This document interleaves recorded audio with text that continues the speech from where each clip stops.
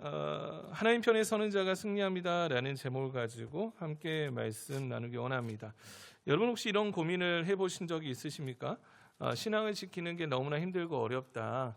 가정에서나 회사에서 어떤 우리 일상생활에서 내가 이 믿음대로 사는 게 참 쉽지 않구나라고 생각이 들 수가 있습니다.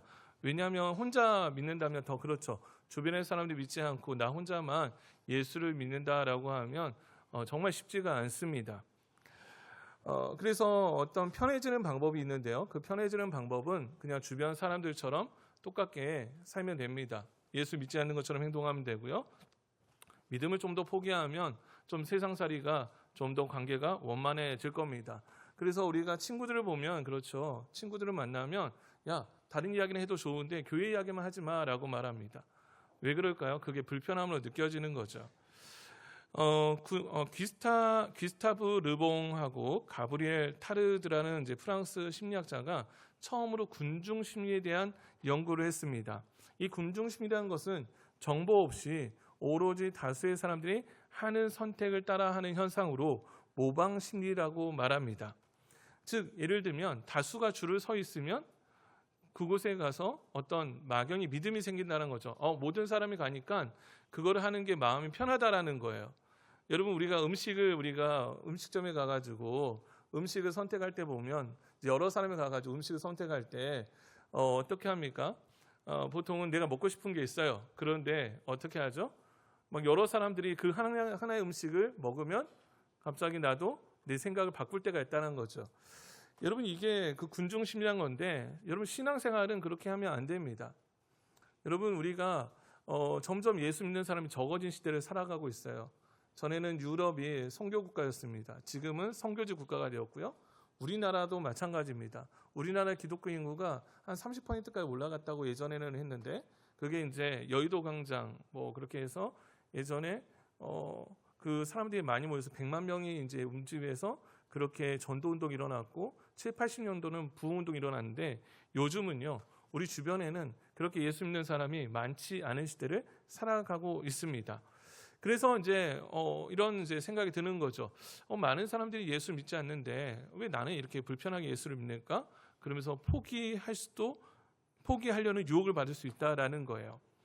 요한계시록 12장, 13장 오늘 읽었던 우리가 14장 전 부분에 보면 핍박받는 교회의 모습을 보여줍니다. 여러분 점점 우리가 우리 교회 여러 가지 많은 사람들이 예수 믿고 사람들이 우리 이제 예수 믿는 사람 칭송하고 칭찬할 거라는 기대감을 점점 버려야 합니다. 교회 하면 사람들이 점점 부정적인 인식이 심해지고 있는 거죠. 그런데 이제 12장, 13장에 보면요. 핍박받는 교회의 모습을 보여줘요. 믿음의 사람들은 박해를 당하고 믿음 때문에 죽임을 당하며 짐승 숭배를 거부하는 것 때문에 심지어는 경제적인 어려움도 당하게 됩니다. 어떠한 것을요 사고 팔고도 할 수 없는 그러니까 예수 믿는 것 때문에 경제적인 어려움을 당할 수 있다라는 거예요. 그러면 여러분 우리가 전도하면 이런 말을 하잖아요. 전도하면 예수 믿으면 복 받는다고 말하는데 야 그러면 내가 예수 믿을 필요가 없네. 우리가 보통 생각하는 종교가 무엇입니까? 예수 믿으면 부자 된다. 예수 믿으면 잘 된다. 예수 믿으면 복 받는다라는 거거든요. 그런데 우리가 생각하는 복과 하나님이 정말 말씀하신 복은요 완전히 다른 개념입니다. 그러니까 우리가 이 땅에서 어떤 복을 받는다고 하면 그러니까 전도하면서 이런 질문을 받게 되죠. 예수 믿는데 왜 병에 걸려요? 예수 믿는데 왜 그렇게 가난하죠? 예수 믿는데 왜 이렇게 힘들어요? 그러니까 어떤 사람은 이렇게 생각합니다. 내가 좀 잘 못 살아서 나는 전도하기 힘들어요. 내가 건강하지 않기 때문에 힘들어요 라고 생각할 수가 있다라는 거예요. 여러분 그런데 요한계시록은요 성도는요 좁으면 좁은 길이고요 그리고 고난의 시대를 피하지 않는다라고 말합니다. 근데 그 가운데 어떻게 살아야 되냐라는 겁니다. 여러분 어떻게 살아야 됩니까? 고난의 시대를 살아가는 성도는요 그러면 내가 괜히 예수 믿었네 그냥 세상 사람처럼 똑같이 이렇게 좀 시간을 들여서 좀 더 내 여유롭게 살면 되고 여유롭게 좀 더 내가 하고 싶은 대로 살면 되지 왜 굳이 내가 믿음의 생활을 해야 되냐라는 겁니다. 근데 요한계시록은 저번에 나눈 것처럼 요한계시록은요 어떤 책입니까? 라고 하면 고난의 시대를 살아가는 성도들을 위로하고 소망을 주는 책입니다. 따라합니다. 내 삶 가운데는 소망함이 있습니다. 여러분, 그래서 우리가 보면요, 이런 여러 가지 세상 가운데 우리는 어떻게 해야 됩니까? 세상이 우리를 타협하려 한다면, 우리 밑에서부터 두 번째 한번 읽어볼까요? 시작. 타협하라고 한다면 말씀 가운데 시작. 왜 그랬을까요? 성도의 삶이 있다라는 거예요. 성도의 삶을 살아야 한다라는 거죠. 성도는요, 믿음의 삶을 살아갑니다. 첫 번째, 우리 한번 1번 제목 한번 읽어봅니다. 시작. 네, 거룩한 백성, 하나님의 백성은요 반드시 승리합니다. 옆에 있는 분들 한번 축복할까요? 성도는요 반드시 승리합니다. 시작. 네, 세상의 막강한 권력과 어둠의 세력은요 교회를 무너뜨리려고 성도를 죽였지만 하나님은 여전히 어린 양 예수님의 구속 사역을 통해서 구원받은 성도를 보호하시고 하나님의 산 위에서 노래를 부르게 하십니다. 그래서 1절에 보니까요 이 사도 요한이 반모섬에 갇혀 있었죠. 반모섬에 갇혀 있었는데 요한이 보는 거예요. 뭘 봅니까? 라고 하면 어린 양이 시온산에 서 있고 그와 함께 14만 4천 명이 있는데 그들의 입만에는 어린 양 이름과 그 아버지 이름을 쓴 것이 있더라. 이들은 어떤 사람들입니까? 짐승의 표를 받기를 거절했던 사람들이었어요. 그리고 이들은 하나님의 산 위에서 노래를 부르게 합니다. 그러니까 그 하나님의 산 위에 시온산이 어디입니까? 우리가 천국, 하나님의 나라, 영원한 나라에서 노래를 부르는 자들이 있다라는 거예요. 그게 누구냐면 바로 성도라는 것이죠. 그래서 이 성도는 어떻게 됩니까? 하나도 잃어버림을 당하거나 잊혀지지 않고 잘못된 장소에 있지 않고요. 우리는 모두 다 예수 따릅니다. 예수 믿는 사람은 천국에서 만나게 됩니다. 우리 옆에 있는 분들에게 인사합니다. 천국에서 만납시다. 시작. 네. 여러분 우리가 정말 가야 할 곳이 있는데요. 그곳이 어디입니까? 천국이에요. 여러분 그곳에 안 가면 미국도 아니고요. 영국도 아니고요. 여러분 정말 나라 갈 곳이 있는데 그게 어디입니까? 천국이에요. 하나님 나라. 여러분 이곳에 14만 4천 명이 있는데 우리가 지난번에 나눈 것처럼 계시록 7장 4절에 이 나오는 완전함을 상징하는 말입니다. 그냥 문자적으로 14만 4천이 아니라 어떤 이단이 말하는 14만 4천 명이 아니라 하나님의 백성. 그래서 구약의 12지파, 신약의 12사도 곱한 수 1000의 많은 수를 곱한 14만 4천 바로 하나님의 교회, 성도를 말하죠. 그래서 이 성도는요 하나도 잃어버리지 않고 그곳에 있게 된다라는 거예요. 이들은요 정말 아름다운 노래를 부릅니다. 여러분 우리가 성가대가 부르지만 우리가 하나님 나라 가서 뭘 부릅니까? 아름다운 노래를 부르게 돼요. 이 요한이 듣게 되죠. 2절에 보니까 너무 천상에서 아름다운 소리가 들리는 거예요. 그 소리가 뭡니까? 많은 물소리와 더 같고 우리가 많은 물소리 한번 들어보시는 여러분 시원한 그 물소리, 많은 물소리 그 다음에요 큰 우레소리요. 엄청난 웅장함. 여러분 그 엄청난 웅장한 소리를 들어본 적 있어요? 전율을 느끼는 막 그 찬양하는데 여러분 많은 성도가 찬양하면 정말 전율을 느끼는 거죠. 야 우레소리와 같은 보니까 검은 곳 타는 자들이 검은으로 타는 아름다운 소리가 들리게 됩니다. 이 들리는 노래는 새 노래, 승리의 노래를 부른다라는 거예요. 여러분 이 노래는요 구원받은 백성만 부를 수 있습니다. 여러분 음치여도 상관이 없어요. 목사님 제가 음치인데 박자도 모르는데 가서 노래 부를 수 있어요? 없어요? 여러분 부를 수 있을까요? 없을까요? 있어요. 예전에는 정말 우리 권사님들 보면 집사님들이요 예전에는 이렇게 악기가 없었을 때 어떻게 합니까? 완전히 참 희한하게 노래를 부르셔요. 막 곡조가 막 왔다 갔다 장조에서 단조로 왔다 갔다 하면서 부르는데도 은혜가 넘치는 거예요. 그래가지고 막 도에서 막 낮은 미로 막 높은 도에서 미로 막 부르는데도 여러분 그런데 나는 가서 노래를 부르라면 나 못 부르는데 여기 보면 가끔가다 우리 특송시키잖아요. 그렇죠? 우리 하면은 막 어떤 성도는 막 걱정해요. 나 좀 조용하게 불러야 되는데 어떤 분은 이런 생각해요. 앞에서 부르는 게 부끄러운데 우리는 하나님 앞에 부를 때는요. 그때는요. 곡조, 음정 그거 상관없어요. 왜요? 여기 보니까 어떻게 소리가 들리죠? 보니까요. 2절에 보면 검은 곳 타는 자들이 검은 곳을 타는 것 같더라. 아무튼 아름다운 소리가 들린다라는 거죠. 여러분 그러면 이 성도는요 이렇게 새 노래를 부르는데 그러면 성도는요 어떤 삶을 살아야 되느냐라고 봅니다. 어떤 삶을 살아야 되느냐라는 거죠. 보니까 이들의 특징에 대해서 요한계시록 14장 4절 5절은 이렇게 말하고 있습니다. 4절 5절에 보니까 이 사람들은 먼저 첫 번째 여자와 더불어 더럽히지 아니하고 순결한 자라라고 말합니다. 그러니까 우리 한번 1번 한번 읽어볼까요? 1번 시작. 하나님 앞에서 정결한 자들이 승리합니다. 여러분 구약에서는 우상 숭배는요 종적 영적인 간음 묘사되었습니다. 영적 간음이 뭐예요? 여러분 남편이 있으면 아내는 몇 명 있어야 되죠? 우리나라는 한 명 있어야 되죠. 네. 뭐 다른 외국과 목사님 다른 외국은 일처 다부제던데요. 막 이렇게 말하기도 하는데 여러분 아내가 한 명 있으면 남편은 몇 명 있어야 돼요?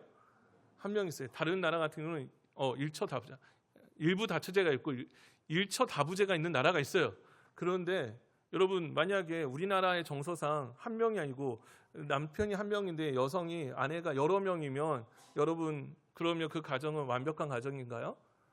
엄청 어렵죠. 만약에 아내가 한 명인데 남편이 여러 명이라고 생각해 보세요. 그러면 그 가정은 잘 이루어질까요? 아니라는 거죠.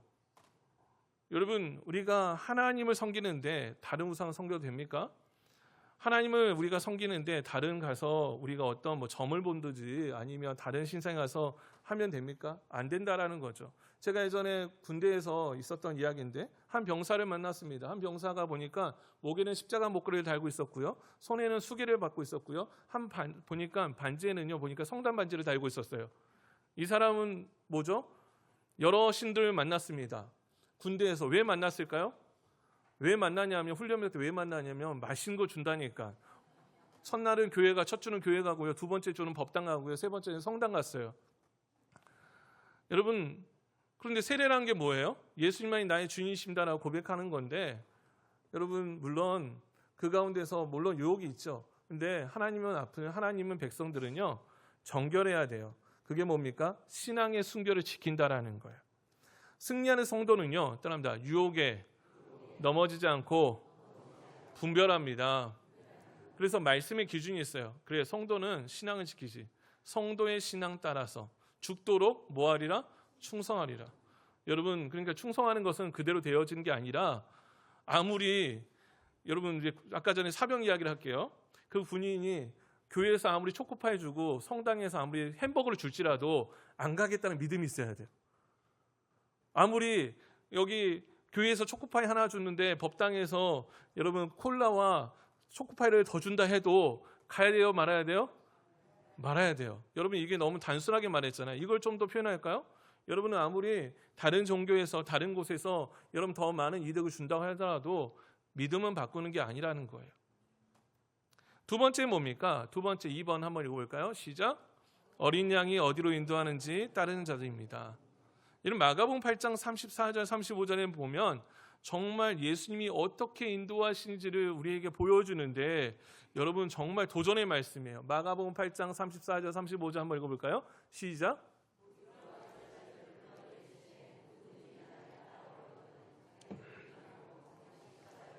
나를 따를 것이니라.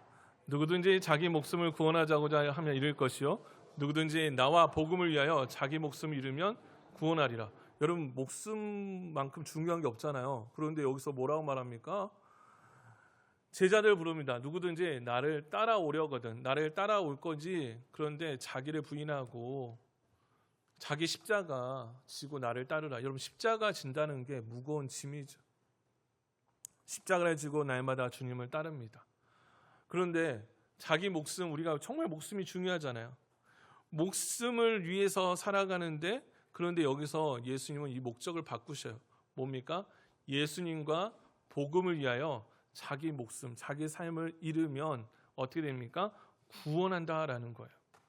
여러분 예수님이 인도하시는 대로 따라가는 길은요 쉬운 길이 아닙니다.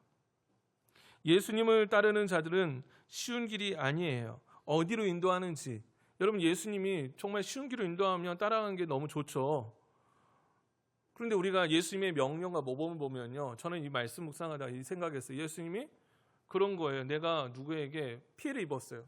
어떤 사람이 가다가 김 목사 재수없네요. 갑자기 내 뒤통수를 대가리 하면 안 되고 좋으니까 제가 누구 졸면 안 돼요. 머리를 갑자기 딱 치고 갔어요. 그러면 기분이 나빠요? 좋아요? 나쁘죠. 그런데 예수님 뭐라고 말씀하신 줄 아세요? 오른뺨을 맞거든 왼뺨 돌려대라. 오리로 가져가면 여러분 이게 세상의 법칙입니까? 여러분 우리는 손해보기 정말 싫어하잖아요. 그렇죠? 누군가 내게 피해를 입히면요. 그걸 어떻게든 보상을 받고 싶어 하는 게 우리의 마음이에요. 그럼 예수님의 명령 또 말씀드려 볼까요? 예수님 뭐라고 말씀하시냐면 베드로가 질문합니다. 예수님 몇 번이나 용서해 줘야 됩니까? 예수님 뭐라고 말하죠? 70번씩 7번 용서하라고. 여러분 용서가 잘 되나요? 가정에서? 여러분 부부 사이에 용서가 잘 되던가요? 자녀의 부모 사이에 용서가 잘 되시나요? 여러분 용서는요 끊임없이 이루어지는, 그러니까 예수님을 우리가 인도한다고 한다면 어떻게 돼요? 여러분 세상 사람 우리에게 기대하는 게 그거예요. 세상 사람들이 기대하는 게 뭡니까? 기독교인들이니까 조금 더 손해를 봐. 예수님 그랬잖아. 그런데 그렇게 살지 않으면요 사람들이 어떻게 생각합니까? 너 예수님 따르지 않잖아. 여러분 예수님의 명령 모범을 따르면요 뭔가 불합리해져요. 아 내가 이렇게 손해를 봐야 된다고요? 그런데 예수님께서 우리에게 뭡니까? 인도하신다는 거죠. 그런데 예수님의 인도하심에는 실패가 없습니다. 그래서 성도는요 믿음의 삶을 가는 거예요. 그 믿음의 삶이 어디로 인도하든지, 어디로 인도할지 몰라요. 우리 보면 헌신예배 때 꼭 그 찬양 부르시잖아요. 부름받아 나선 이 몸 어디든지 가오리다. 악을 굴자 빈들에도 복음 들고 가오리니. 여러분 정말 그렇게 살아갈 수 있나요? 여러분 복음 들고 갈 수 있어요? 복음 들고 내가 힘든 일을 할 수 있나요? 어디든지 내가 갈 수 있나요? 여러분 어디로 인도하는지 갈 수 있냐는 거죠. 너가 정말 힘들고 어려운 길에 너는 갈 수 있니? 여러분 정말 힘들고 어려운 일은 하기 싫잖아요. 나는 안 시켜줬으면 좋겠고 다른 사람 시켜줬으면 좋겠어요. 좀 어떻게 보면 그러니까 이 찬양 부르면요 정말 어떤 우리 전에 동기 목사님 말씀하신 것처럼 부름받아 나선 이 몸, 내가 부름받아 나선 이 몸이 아니라 주님 제가 저기 있사오니 저를 보내시옵소서. 네. 주님 제가 저기 있사오니 저를 보내시고 나는 편한 길로 보내주세요. 여러분 이게 우리의 모습이 아닙니까? 근데 예수님은 어린 양이 인도하는 대로 가는 것은요 정말 예수님을 따라가는 거예요. 그래서 우리는 날마다 질문을 던져야 합니다. 어떤 질문을 던져야 됩니까? 따라합니다. 예수님께서 이 일을 하시는 것을 기뻐하실까? 따라합니다. 예수님께서 이 말을 하시는 것을 기뻐하실까? 여러분 이 물음을 꼭 제기하셔야 돼요. 예수님이 인도함 받는다면. 어린 양이 어리도 인도한지 따른 자가 성도입니다. 세 번째는 뭔가라고 보면 넘겨주시면 세 번째는요. 우리 3번 한번 읽어볼까요? 시작.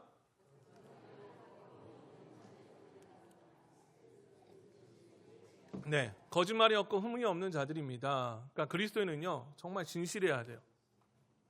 진실. 여러분 마태복음 5장 37절 한번 읽어볼까요? 마태복음 5장 37절 우리 고개를 드시고 우리 한번 읽어봅니다. 시작. 아니라 하라. 이에서 지나가는 것은 악으로부터 나느니라. 오직 말은요 옳다 아니다라고만 말해요. 맹세를 하지 말라는 거죠. 어떤 사람이 나를 뭡니까? 내가 맹세할게요라고 말하는 게 아니라 저 사람 말은 정말 진실성이 있어야 돼요. 바꾸는 게 아니죠. 그리스도인의 삶은요 정말 진실해야 되고 로마서 1장 25절에 보면 이는 그들이 하나님의 진리를 거짓 것으로 바꾸었다라는 거예요.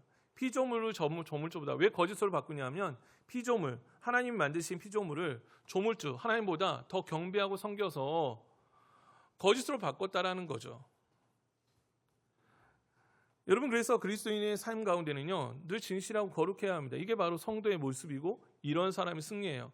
여러분 진실함 때문에 내가 혹시 손해를 봤습니까? 손해 본 게 아닙니다.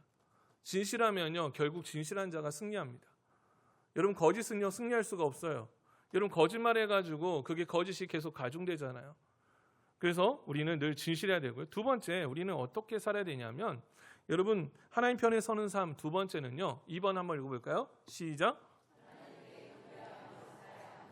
6절부터 이제 보면요 새 천사가 등장합니다. 새 천사가 등장해서 보니까 공중에 날아가는 모습을 요한이 보게 되는데 첫 번째 천사는요 날아가는데 보니까 이 천사는 영원한 복음을 가졌다라고 말해요. 이 천사의 메시지는 그겁니다. 2절에 7절에 보니까요 큰 음성이 이르되 하나님을 두려워하며 그에게 영광을 돌리라라고 말합니다. 하나님을 두려워하며 그에게 영광을 돌리라. 이게 성도가 해야 하는, 하나님 편에 서는 사람이 하나님을 두려워하며 영광을 돌려야 한다는 거예요. 여러분, 그래서 우리가 날마다 하나님 앞에 감사와 경배하며 살아야 합니다. 하나님을 두려워한다는 게 뭘까요? 하나님을 경외함으로 우리가 자리에 서는 거예요. 우리는 이 예배 자리에 와서 누구를 만나러 왔습니까? 하나님을 만나러 온 거예요. 근데 하나님을 두려워하는 모습이 없다고 한다면 그건 하나님 무시하는 거죠. 여러분, 하나님 말씀하시는데 그걸 듣지 않아요. 그러면 그건 하나님을 두려워하지 않는 거죠. 이제 풍성한 삶의 기초 김영 목사님 보면 나들목교회 세우신 목사님의 책에 보면요, 이 두려움에 대해서 이렇게 기록하고 있어요. 이분이 어느 날 회사를 갔는데 회사에서 엘리베이터를 타는데 그 앞에 직원들이 있었대요. 직원들이 있는데 갑자기 문이 열리고 회장이 타니까 직원들이 서로 이야기하고 있다가 회장이 타니까 어떻게 합니까? 말을 안 한다라는 거죠.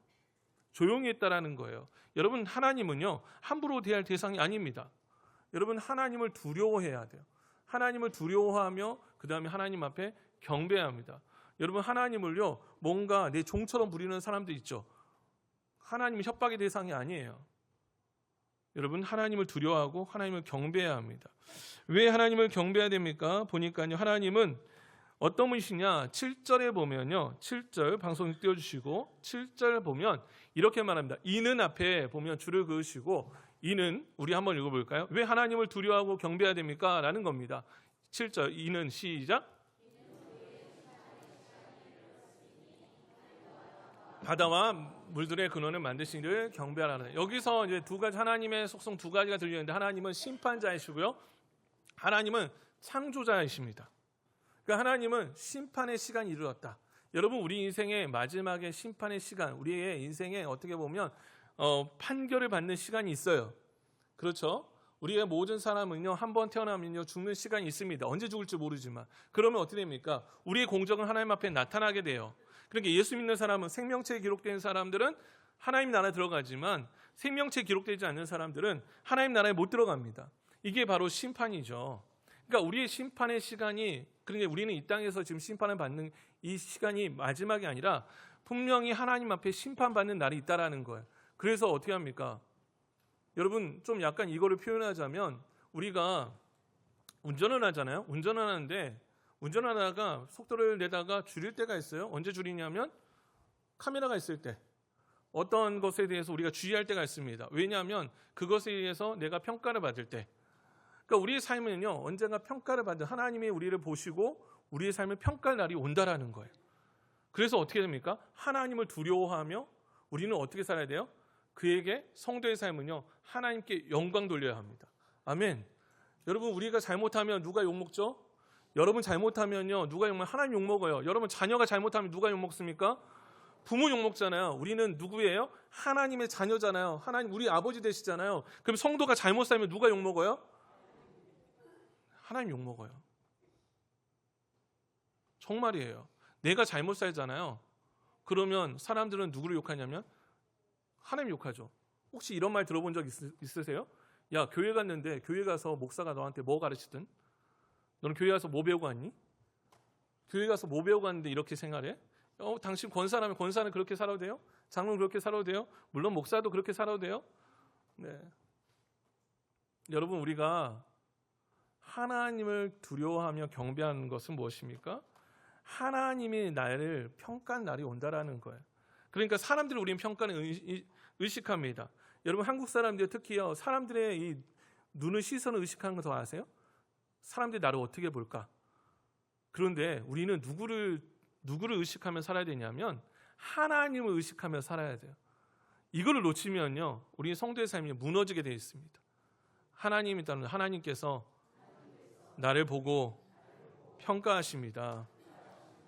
여러분, 그런데 우리가 하나님을 찬양할 수 있는 이유는 뭐예요? 예수를 믿으면 우리의 허물은 하나님 덮으셔요.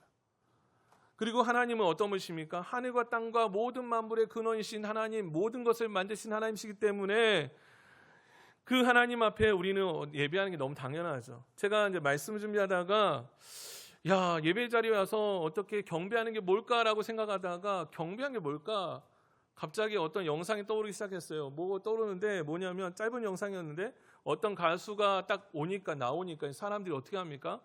사람들이 나오니까, 자기 좋아하는 가수가 나오니까 사람들이요, 환호성을 지르는데 떠나가는 거예요. 여러분 혹시 또 이것도 적용할 수 있겠네요. 그 나눔교회 이제 조용호 목사님이 그 교회 옆에가 뭐가 있냐면 상암 이제 월드컵 구장이 있거든요. 그랬더니 거기 경기 딱 펼쳐지잖아요. 골 넣으면 어떻게 될까요? 진동하는 거예요, 진동. 여러분, 우리가 예배 자리에 오면요, 뭐 합니까? 예배 자리에 와서는 하나님께 감사하며 감탄하며 은혜의 고백을 해야 합니다. 그러니까 찬양 하나하나 가사가 그냥 가사가 아니에요. 내 은혜의 고백인 거예요. 그러니까 어떤 사람 보면 막 찬양하다 눈물 흘리셔요. 어떤 사람 말씀 듣다 눈물 흘리셔요. 어떤 분들은 성례를 참여하다 막 눈물 흘리셔요. 왜 그럴까요? 왜 그럴까요? 하면 하나님 앞에 감사하는 거예요. 감탄하는 거예요. 고백하는 것이죠. 그런데 이 회복이 일어나지 않으면 여러분 우리는요 예배가 별로 의미가 없을 겁니다. 예배가 뭔가 경배하는 게 내 마음에 어떤 와닿지 않을 거예요. 오늘 또 그냥 예배했네? 그냥 갈 거예요. 그런데 예배하는 가운데 하나님을 만나면요 그 가운데 내게 하나님 은혜를 부어주셔요. 그러니까 하나님 앞에 경배하며 살아야 합니다. 그래서 하나님 중처럼 살면서 날마다 하나님 앞에 감사하며 찬양과 기대감을 가지고 살아야 돼요. 하나님 앞에 여러분 기대감을 가지고 사셔야 됩니다. 하나님은 우리 인생을 그냥 이렇게 내버려 두지 않으신다라는 거예요. 그래서 뭐합니까? 천사는 이렇게 말합니다. 경배하라라고 말해요. 하나님께 경배하라. 이거는요 해도 돼도 안 해도 되는 게 아니라 해야 된다라는 거예요. 여러분 날마다 하나님 앞에 경배하십시오. 하나님 앞에 예배하시고 찬양하십시오. 그러면 그 안에 감사와 기쁨이 회복되어집니다. 세 번째는 무엇입니까? 라는 겁니다. 세 번째는 우리 3번 한번 읽어볼까요? 시작. 주 안에서 살아야 승리하게 됩니다. 8절에 보면 두 번째 천사가 뒤를 따라서 말합니다. 무너졌도다 무너졌도다 큰 성 바벨론이요 무너졌도다 확실하다라는 거예요. 여기서 이제 구약에서 바벨론은 뭡니까? 목사님 바벨론 이미 무너졌는데요. 이 바벨론은 로마 제국을 당시는 말하며 현재를 살아간 우리에게는요 이 세상의 권력과 돈의 위력을 말합니다. 이 세상의 권력은 어떻게 됩니까? 결국 무너진다라는 거예요. 여러분 무너진다. 여러분 이 세상에 아무리 힘이 있어도요 무너집니다. 우리는 자연재해를 통해서 보게 되죠. 보니까요 최근에 보니까 러시아의 캄차카 반도에 쓰나미가 생겼습니다. 최대 3, 4m의 지진이 일어나니까 이제 동쪽 바다 8.8의 규모의 강진이 일어났거든요. 그래서 세베로 쿠릴스크 아무튼 그 지역에 보니까요 완전히 바다에 밀려가는 거예요. 예전에 일본에도 보니까 그렇게 쓰나미가 밀려왔잖아요. 와 보니까 강대한 국가도 안 되네. 여러분 미국 전에 한번 뭐가 발생했냐면 산불이 발생했습니다. 그 강대한 미국도 어떻게 합니까? 산불을 끌 수 없어가지고 기도하잖아요. 하나님 앞에. 그 소방관들의 기도의 모습이 있어요. 여러분 우리가 이 세상에 엄청난 권력과 뭔가 있는 것처럼 보여지죠.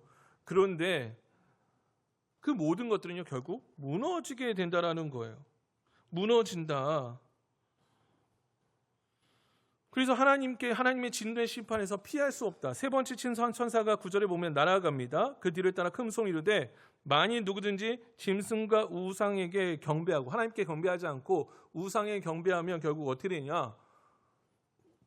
경배하면 어떻게 됩니까? 하나님의 심판을 피할 수가 없다라는 거예요. 10절 그도 하나님의 진노의 포도주를 마시리니. 그런데 어떻게 진노가 어떻게 되냐면 고난을 받게 되는데요. 영원한 고통을 받는다는 거예요. 여러분 지옥이란 곳이 어떤 곳인지 아세요? 지옥이란 곳은요. 고통이요. 끊이지 않아요. 고통이 끊이지 않습니다. 지옥이란 곳은요. 고통이 끊이지 않아요. 어떤 사람이 이제 보니까 그러니까 그것도 예화예요. 이제 이렇게 봐서 이제 너 어디 갈래?라고 이제 물어봤어요. 선택권을 줄게. 보니까 저 지옥은 보니까 사람들이 막 축제가 벌어진 거예요. 막 서로 간에 뭐 잘 노는 거 먹고 하는 모습이 보여졌어요. 그런데 천국을 보니까 천국은 뭐 하고 있어요? 사람들이 주구장창 노래만 하고 있는 거예요. 하나님 앞에. 그러니까 이 사람 보기에 천국 보니까 너무 지루해 보이고 지옥을 보니까 너무 좋아 보이는 거죠.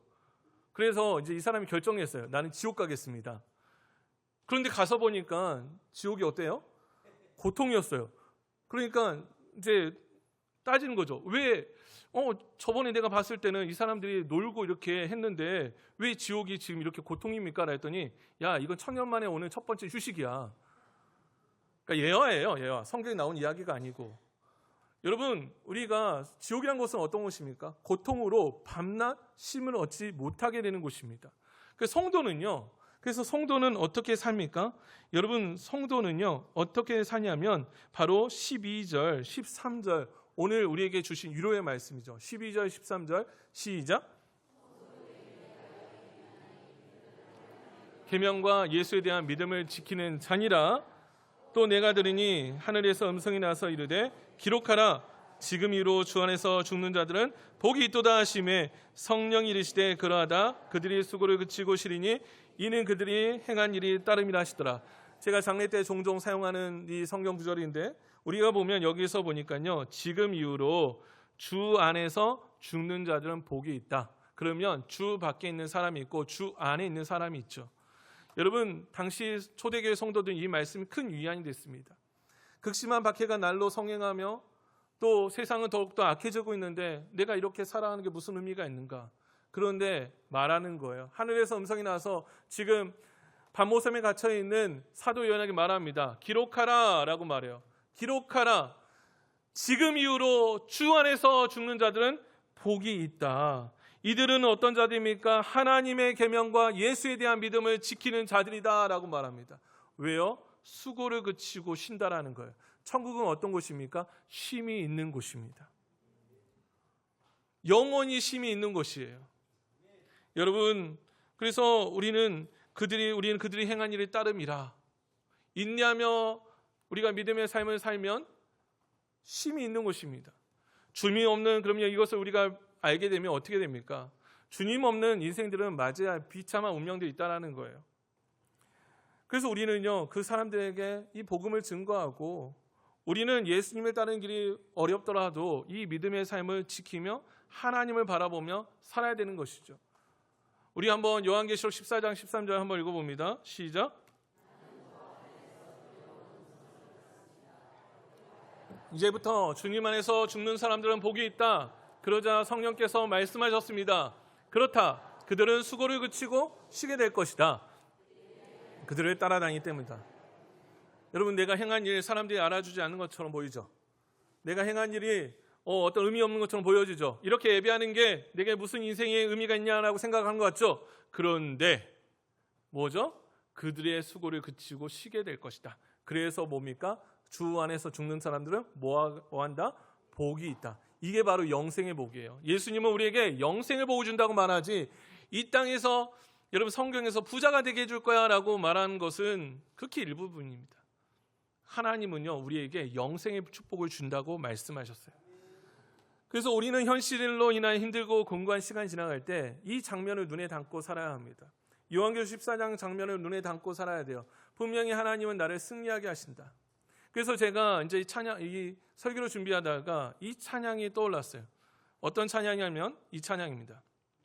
승리는 내 것일세, 승리는 내 것일세, 구세주의 보혈로서 승리는 내 것일세, 내 것일세, 승리만은 구세주의 보혈로서 이기네. 아멘. 여러분, 이번 한 주 찬양해 보세요. 승리는 내 것일세. 우리는 절대로 망하지 않습니다. 인내할 수 있죠. 인내할 수 있는 방법은 뭡니까? 신뢰와 순종이에요. 여러분, 우리 그래서 말씀 정리했습니다. 우리 한번 읽어볼까요? 예수님 따르는 일은 시작. 예수님을 따르는 일을 포기하는 어려움이 가중될수록 다시 우리의 눈을 주를 향하여 다시 시선을 맞추어 하나님을 바라보며 살아야 합니다. 때로는 인내할 수 있습니다. 인내할 수 있는 방법은 신뢰와 순종입니다. 그리고 결과적으로 하나님 편에 서는 자가 승리합니다. 아멘. 그래서 우리 한번 읽어볼까요? 시작. 아멘. 우리 이 말씀 마음에 품고 한 주간도 승리하는 우리 모두가 되기를 간절히 소망합니다.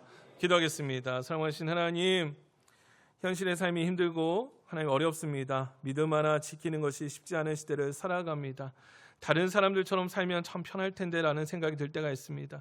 그러나 성도의 삶을 포기하지 않고 부름받아 나선 이 몸, 어디든지 예수 인도하는 대로 살아가며 하늘 소망 품고 살아가는 우리 모두가 되게 하여 주옵소서. 주 안에서 살기 원합니다. 또한 인내와 소망하는 것, 하나님께서 우리의 삶을 평가하시는데 하나님 그 평가대로 또 하나님께서 영원한 복으로 채워 주시옵소서. 감사하며 예수님의 이름으로 기도합니다. 아멘.